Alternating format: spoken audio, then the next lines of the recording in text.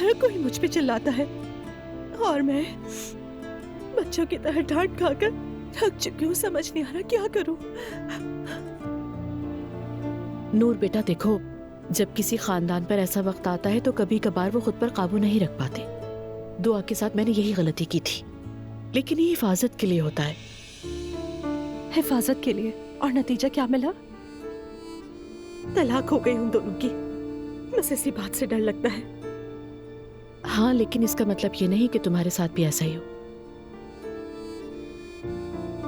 मुझे नहीं पता, शायद ये रिश्ता शुरू से ही गलत था मेरे लिए। हमने बस जबरदस्ती निभाया है। अब इसका अंजाम सबके सामने है। रूहान हमेशा अमीर बनने के ख्वाब देखता था ताकि मुझे सब कुछ दे सके जो मेरे घर में है, और जो कुछ हुआ है मेरी वजह से हुआ है। नूर देखो, तुम्हारी कोई गलती नहीं है, तुम उसकी पहली तरजीह हो, ठीक है ना? प्लीज तुम खुद को इस तरह इल्जाम ना दो। लेकिन उसने जो कुछ किया मेरे लिए किया ज़ैनब साहिबा।